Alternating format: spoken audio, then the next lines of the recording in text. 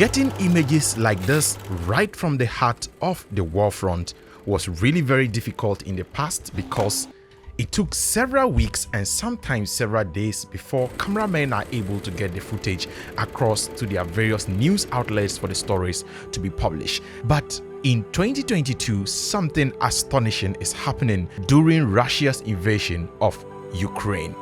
Could this actually be the most documented war in the history of mankind? Let's analyze that.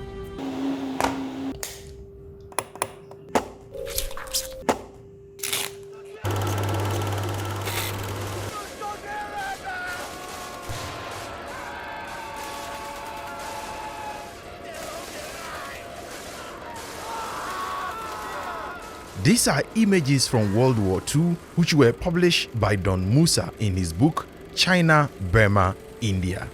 These kind of images were actually very difficult to get across to the world because we didn't have internet like we do have today. And so in today's world, social media is actually playing a very vital role in bringing images of the war front from Ukraine into the comfort of your homes, and most of this is actually happening in real time. And as at the time of making this video, Russia has just invaded Ukraine for less than 3 days, and the amount of data, the amount of footage that the world is already inundated with, even some parts of the war are being live streamed so that we can follow the actions all in real time. I dare say that just in less than 3 days, the amount of footage that we have from the field already makes this the most documented war in human history. And all of this is actually made possible by one camera, or by the invention of one device, which has become a very multifaceted device which has made all of this thing possible. That is this device, the mobile phone.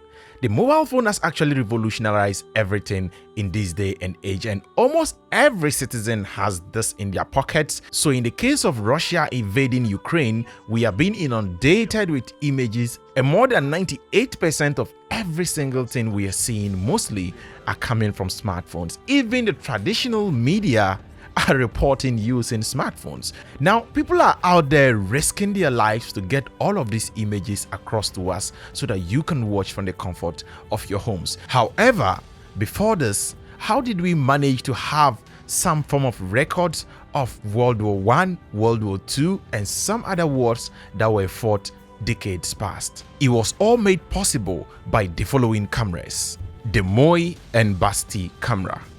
This camera was actually made of wood and metal and was mostly used by British cinematographers on the war field to capture most of the footage that we do have of the various world wars.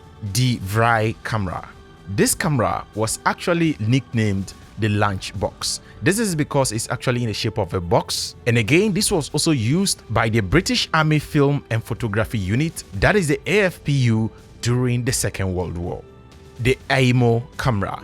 The Eyemo Camera was also a very popular camera during the Second World War, and it's through cameras like the Eyemo Camera that we do have images like this still in books of this nature. So these are the kind of old cameras that are top of the list when you talk about how World War I, World War II, and some of the major warfares that kind of took place in decades past. These were the cameras that most camera or cinematographers risked their lives to get or to bring the world very close to warfare that happened back in those days. And remember that when you get killed in the field and no one finds this camera, it's game over. You wasted your time and this footage doesn't make it to the world, or people don't get to see it, or your work doesn't get published at all. But today's world of live streaming and portability, right from your phone you'll be able to stream, then you are even rest assured that as you are risking your life, in case you do lose your life, the footage can still go ahead to be published because you are kind of publishing and filming and saving it on your computer or saving it on your phone at the same time. And a great time to be alive, but sad also for the fact that people are losing their lives as you're watching this video right now. So the next time you see any war image or video footage coming out from Ukraine, then just know that someone is behind a camera somewhere, which is likely to be a mobile phone or probably a professional DSLR or mirrorless or a camcorder video camera, or putting their life on the line just to make sure they bring you or they keep you up in close with what is happening in Ukraine. Thank you so much for watching this video. If you're new here, I talk about cinematography, photography, editing, and all its related branches. If all this sounds interesting, then I do much appreciate it if you do click on the subscribe button, because it goes a long way in helping other people discover this channel right here on YouTube. And like always, until next time, as always, keep practicing filmmaking.